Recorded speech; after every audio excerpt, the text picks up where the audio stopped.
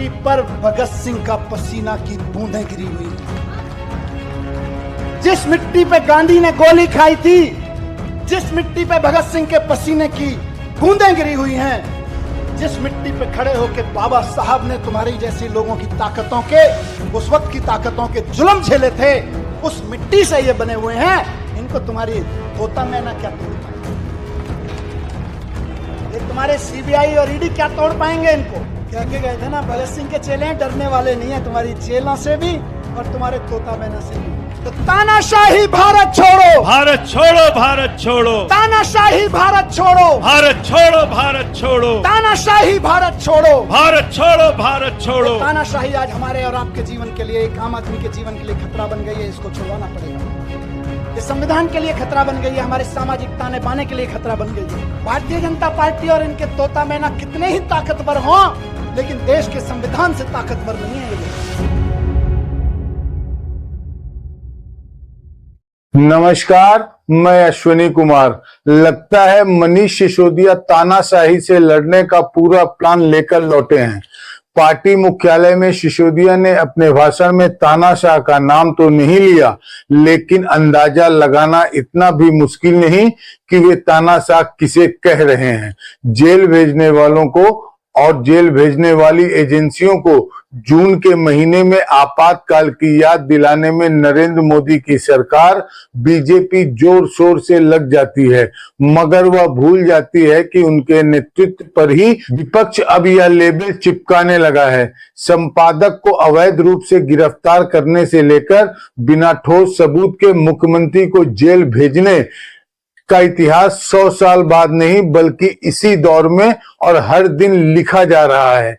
एक दिन ऐसा आ सकता है जब बीजेपी के लिए इस विरासत को ढोना मुश्किल हो जाएगा। आज कांग्रेस अतीत की कई गलतियों के लिए माफी मांगती है, कम से कम मान लेती।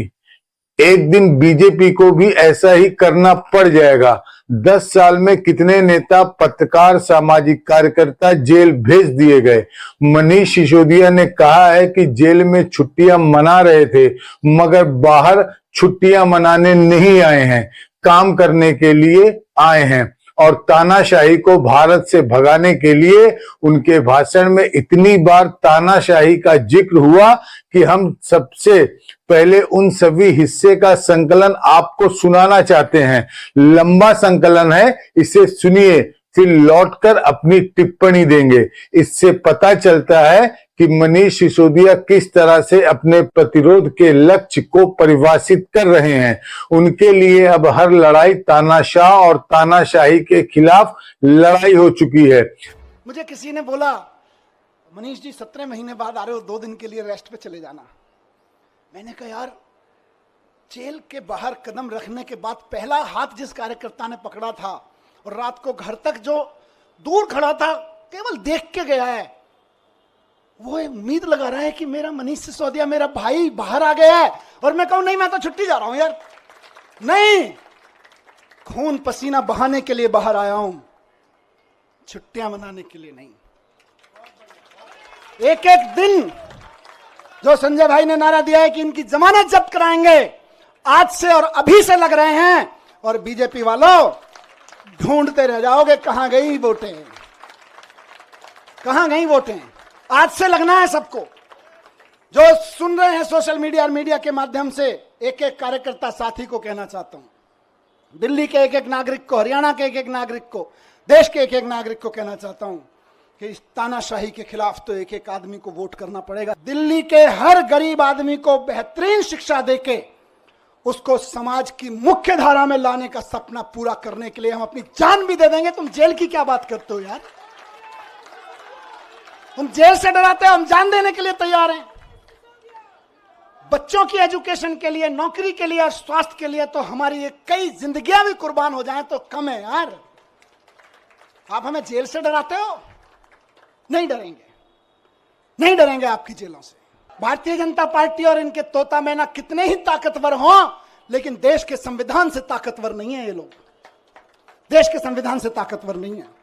इनकी सारी यातनाएं, सारी पीड़ाएं सह के भी हम तैयार हैं, क्योंकि हमको यकीन है कि हमारा सुप्रीम कोर्ट है और हमारा संविधान है, संविधान जीतेगा। बस आखिर में यही कहूंगा कि हम भगत सिंह के चेले हैं। कह के गया था ये बात, कह के गए थे ना, भगत सिंह के चेले हैं, डरने वाले नहीं है तुम्हारी जेलों से भी और तुम्हारे तोता मैना से भी। सुबह बेल का ऑर्डर आया, उससे पहले मैं ऐसे ही टीवी देख रहा था, उसमें 9 अगस्त के बारे में डिटेल चल रहा था, कैसे 9 अगस्त कितना महान दिन है, भारत छोड़ो आंदोलन चलाया था। फिर 10:30 बजे ऑर्डर आ गया बेल का। मैं आंखें बंद की, मैंने भगवान से पूछा ये है क्या? 9 अगस्त भारत छोड़ो के दिन बेल दे रहे हो, चक्कर क्या है? अंदर से आवाज आई कि भारत छोड़ो के दिन इसलिए दे रहे हैं क्योंकि जेल से बाहर निकलो और तानाशाही भारत छोड़ो की आवाज लगाओ। तानाशाही भारत छोड़ो। इस तानाशाही का शिकार हर आम आदमी हो रहा है। तानाशाही भारत छोड़ो की आवाज उठानी पड़ेगी गली गली में, मोहल्ले मोहल्ले में। तुम अपनी अफसरी में, तुम अपनी तानाशाही में 10,000 टीचर्स को एक रात में इधर से उधर उठा के फेंक देते हो। ये तानाशाही नहीं है तो और क्या है? यही तानाशाही है जिसके खिलाफ हमको आवाज उठानी चाहिए। 1.5 साल से जल बोर्ड का पैसा नहीं दिया गया, जबकि पैसा बजट में पास किया विधानसभा ने। ये तानाशाही नहीं है तो और क्या है बताइए? तानाशाही सिर्फ आम आदमी पार्टी के नेताओं को गिरफ्तार करने की नहीं है। तानाशाही आपके घर के सामने जो सीवर बह रहा है, उसमें जो अभी ओवरफ्लो हो रहा है, वो भी इसी तानाशाही की वजह से हो रहा है।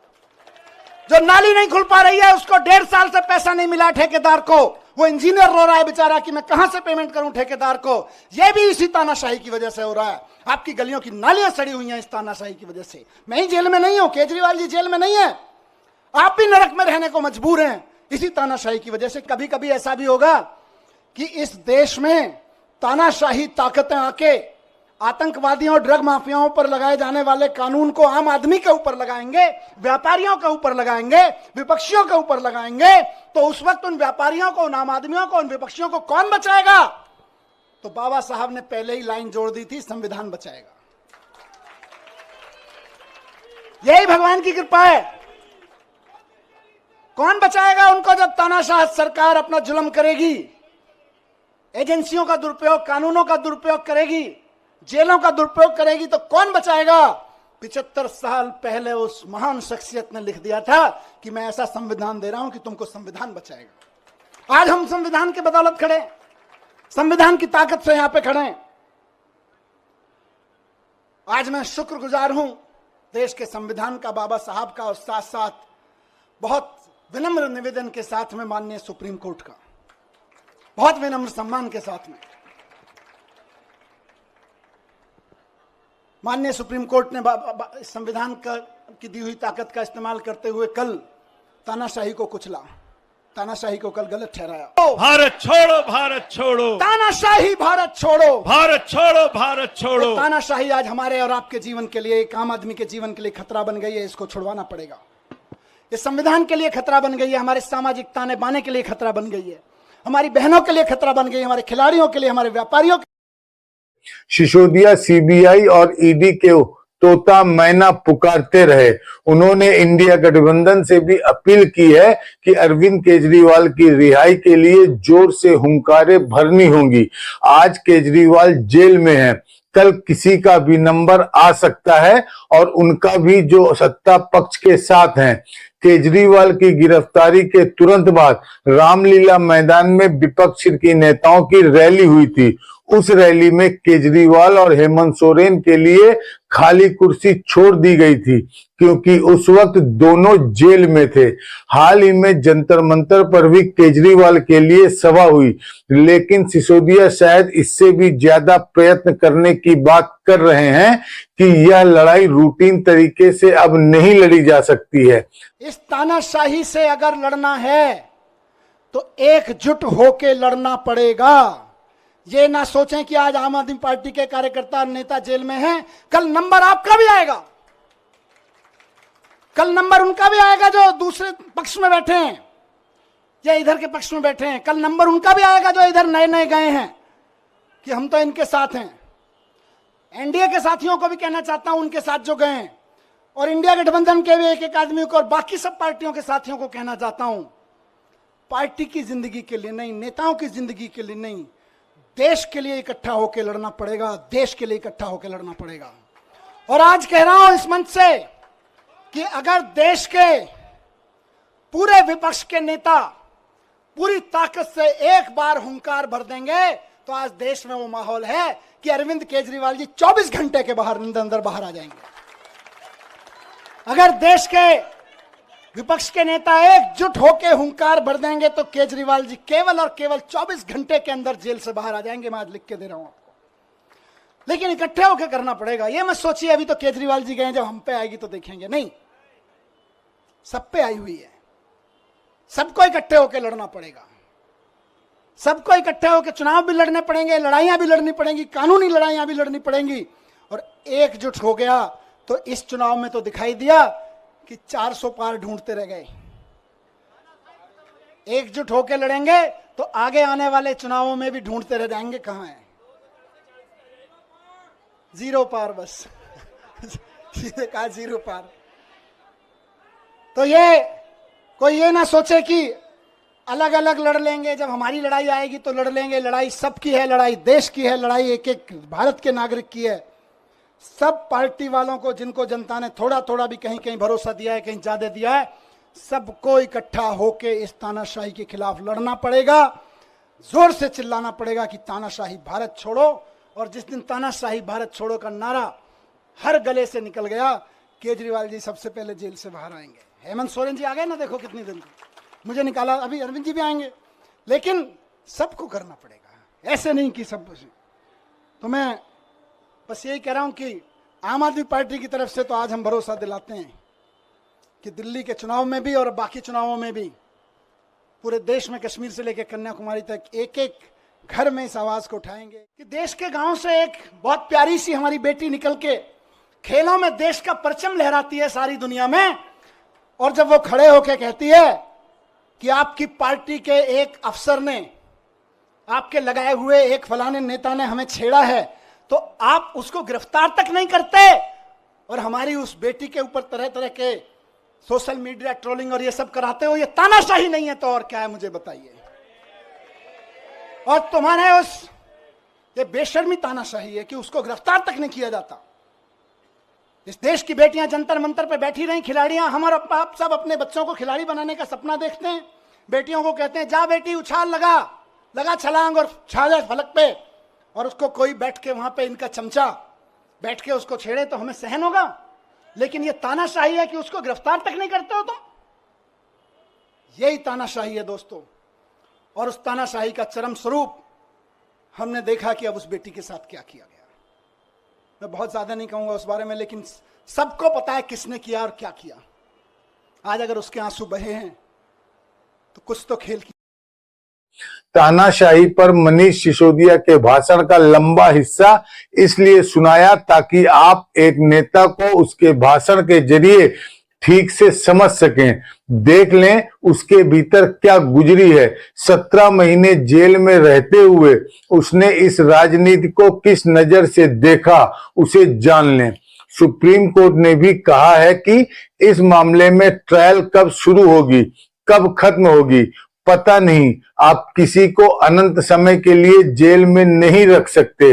इससे पता चलता है कि जेल में रखने की राजनीति को सिसोदिया किस तरह से व्यक्त कर रहे हैं। सिर्फ तानाशाह का नाम नहीं ले रहे।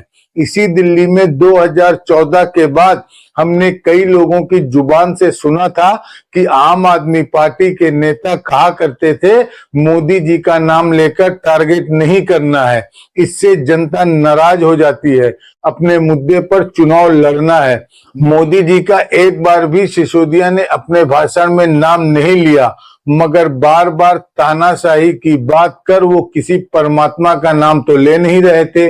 इनफैक्ट परमात्मा knows Manish Sisodia is talking about which Tanashah and Tanashahi. This part is in English because the Paramatma that I know only understand English. Hindi माध्यम के परमात्मा से मैं भी दूर रहता हूं। 15 लाख भारतीय 10 साल में भारत छोड़ गए। बहुत समझदार लोग हैं। अगर आप भी विदेश में बसना चाहते हैं तो अपनी अंग्रेजी आज से ही ठीक कीजिए और यह वीडियो हिंदी में पूरा देखिए। डिड यू आज सुबह ट्विटर पर जब मनीष सिसोदिया की यह तस्वीर देखी तो लगा कि यह नेता अपनी मुस्कुराहट के साथ लौटा है। 17 महीने बाद पत्नी के साथ एक प्याली चाय पीते हुए दिल्ली की बारिश को महसूस कर रहा है।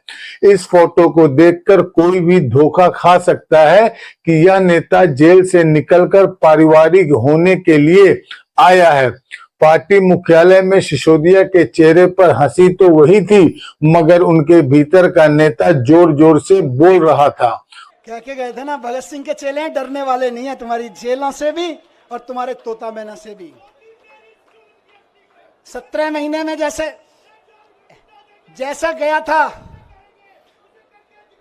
बिल्कुल 17 महीने पहले जैसा गया था वैसा ही दिख रहा हूं कि नहीं दिख रहा? एनर्जी कुछ कम है कि ज्यादा है? ज्यादा है ना। बस इनको लग रहा था जेल भेज के एनर्जी तोड़ देंगे, अब ये कहेंगे यार इनको जेल मत भेजो, ये तो दुगनी एनर्जी लेके आते हैं। उम्मीद है जेल में मनीष सिसोदिया ने ऐसी किताबें जरूर पढ़ी होंगी कि कैसे तानाशाह कानून बनाता है और अपनी गुलाम न्यायपालिका से उन कानूनों के जरिए विरोध और असंतोष का गला घोट देता है। जनहित में मनीष सिसोदिया को 300 किताबों के नाम जारी करने चाहिए, जिसके बारे में उन्होंने खुद बताया कि जेल में रहते हुए उन्होंने पढ़ी है। हर 2-3 दिन में एक किताब खत्म कर देते थे। इतनी किताबों को पढ़ने के बाद कोई भी नेता वैसे भी शिक्षा मंत्री बनने का हकदार हो जाएगा। जेल भेजकर राज करने वालों के इतिहास की किताबें भी जेल में ही मिल जाती हैं। हिटलर के समय कैसे न्यायपालिका झुक गई, कानून बदलकर लोकतंत्र खत्म कर दिया गया और देश के नाम पर उन कानूनों को लागू कर अपनी ही जनता का गला घोट दिया गया। जज लोग यह काम करते थे। इस पर बहुत रिसर्च है और बहुत अच्छी किताबें हैं। उम्मीद है मनीष ने उन किताबों का अध्ययन किया होगा जिनमें तानाशाही का इतिहास बारीक और व्यापक रूप से दर्ज है। करीब करीब मैं समझता हूँ 300 की किताबें मैंने पढ़ी वहां पे। हर 2-3 दिन में एक किताब खत्म हो जाती थी। पर सबसे पहले आपको ध्यान होगा मैं गीता लेके गया था, और गीता लेके गया था तो मेरे दिमाग में ना प्रश्न थे कि यार भगवान, मैं तो स्कूल ही तो बनवा रहा था, मेरे को जेल क्यों भेज दिया? मेरी बीवी की, मेरे बच्चे की क्या गलती थी कि मैं दिल्ली के बच्चों के लिए दिन रात सुबह से शाम एक करके स्कूल बनवा रहा था, उनके लिए अच्छे IIT में चले जाएं, अच्छी नौकरियां लग जाएं। क्या मैंने भगवान से पूछा अंदर आंख बंद करके कि मेरी क्या गलती थी, मैं जेल में क्यों? तो भगवान ने कहा गीता पढ़, पता चल जाएगा। अंदर से आवाज आई और मैंने गीता पढ़ी और मुझे जवाब मिल गया। मेरे मन में जो भी सवाल आया, मैं ऐसा नहीं है कि यहां कोई उसकी बात कर रहा हूं। जब आदमी अंदर जेल में होता है, अकेला बैठता है, तालों में वो शीशों के पीछे बैठता है, तो तरह तरह के सवाल उठते हैं, अंदर बहुत झांकता है। बहुत सवाल उठते थे मन में, और बस भगवान की ऐसी कृपा है कि मेरे मन में जो सवाल उठा और अंदर से आवाज आती थी, इस सवाल का जवाब तुझे कहीं बाहर से नहीं मिलेगा, गीता में मिलेगा, पढ़ ले।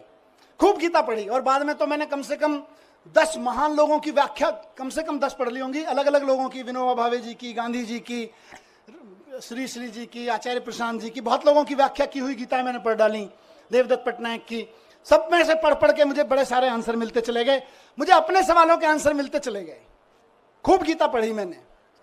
उसके अलावा मैंने दुनिया भर की एजुकेशन की बुक्स पढ़ी, अमेरिका में, फ्रांस में, जापान में, इंडिया में भी कहाँ एजुकेशन पे क्या काम हुआ, खूब पढ़ा मैं। कम से कम 100-125 बुक्स तो मैंने एजुकेशन के बारे में पढ़ी, दुनिया की एजुकेशन सिस्टम के बारे में। और मैंने एक चीज जानी दोस्तों, और मेरा इरादा और फर्म होता गया, आप और हम तो पहले से ही उस पर यकीन करते हैं, मेरा यकीन वहां पक्का होता गया कि भारत को 2047 तक अगर विकसित राष्ट्र बनाना है तो एक एक बच्चे के लिए शानदार सरकारी स्कूल उपलब्ध कराए बिना कोई रास्ता नहीं है भारत को विकसित राष्ट्र। हरियाणा में विधानसभा चुनाव होने हैं। आम आदमी पार्टी अभी से सक्रिय हो चुकी है। सुनीता केजरीवाल की वहां रैलियां हो रही हैं। दिल्ली में फरवरी में विधानसभा चुनाव होने हैं। एक तरह से दिल्ली में चुनावी साल का यह आखिरी चरण शुरू हो चुका है। केजरीवाल के जेल में रहते हुए सिसोदिया का बाहर आना पार्टी को सक्रिय कर सकता है। वैसे यह पार्टी अब बिना नेता के भी चलने का अभ्यास कर चुकी है। अगर इसके मुख्य नेता जेल में हो तब भी यह जिंदा रहना सीख गई है और चुनाव लड़ना भी। मगर दिल्ली की राजनीति थोड़ी जटिल है। सिसोदिया और केजरीवाल के जेल में रहते हुए आम आदमी पार्टी और कांग्रेस के गठबंधन को एक भी सीट नहीं मिली। जेल जाने की सहानुभूति का लाभ मिलता नहीं दिखा। इसलिए सिसोदिया कार्यकर्ताओं से लड़ने के लिए तैयार रहने की बात करते हैं। उन्हें पता है कि काफी कुछ अब नए सिरे से शुरू करना पड़ेगा। मनीष भावुक भी होते रहे, कभी डॉक्टर अंबेडकर तो कभी शहीद भगत सिंह का नाम लेते रहे। अब तो दुश्मन भी इस बात को मानने लगा है कि यार इन आम आदमी पार्टी वालों में कुछ तो मिट्टी है। जो 17 महीने 6 महीने जेल में रह जाते हैं इनके नेता, उसके बावजूद ना झुकते हैं ना टूटते हैं। किसी मिट्टी के तो बने हैं, ये उस मिट्टी के बने हैं।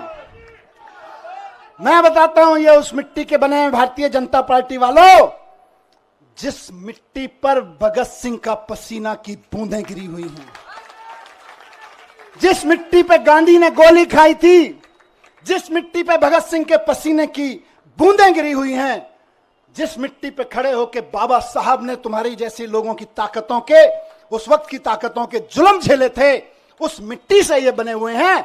इनको तुम्हारी तोता मैना क्या तोड़ पाएंगे? ये तुम्हारे सीबीआई और ईडी क्या तोड़ पाएंगे? इनको नहीं टूटे लोग। और मैं जेल में बैठा बैठा दुआएं करता रहा और सलाम करता रहा अपने एक एक साथी को कि यह है अरविंद केजरीवाल की मुट्ठी, यह है अरविंद केजरीवाल की फैमिली, यह है अरविंद केजरीवाल का कुनबा, जिसकी एक उंगली को भी हिम्मत से हिला नहीं पा रहे हो तुम लोग। वाह, फक्र था मुझे सब पे। मोदी विरोध की राजनीति की डिक्शनरी बदलती जा रही है। तभी बीजेपी के लिए बहुत आसान होता था हर सवाल को मोदी विरोध और व्यक्तिगत विरोध का रूप देने में, लेकिन इंडिया गठबंधन ने इसे ठोस वैचारिक रूप दिया है। सिसोदिया ने आज उसका विस्तार किया। इसी पार्टी मुख्यालय में रात के वक्त संजय सिंह का भाषण हुआ, दिन के वक्त केजरीवाल का, जब केजरीवाल ने यह कहकर धमाका कर दिया कि अगले साल मोदी जी मार्गदर्शक मंडल में डाल दिए जाएंगे और योगी जी को हटाने की प्लानिंग चल रही है। सिसोदिया का भाषण दोनों नेताओं से अलग था। लगता है 300 किताबों का असर है और तानाशाही की समझ कुछ बेहतर भी है। तानाशाही की समझ जितनी बेहतर होगी, आपके अंदर लोकतंत्र की समझ और सुंदर होगी। नमस्कार, मैं अश्विनी कुमार। स्वतंत्र और आजाद पत्रकारिता का समर्थन कीजिए, सच में मेरा साथी बनिए। बहुत आसान है दोस्तों, इस सब्सक्राइब बटन को क्लिक करिए और हमारे चैनल को सब्सक्राइब करिए। साथ में बगल में बेल आइकॉन को दबाइए, जिससे हमारी हर खबर आप तक सबसे पहले पहुंच सके।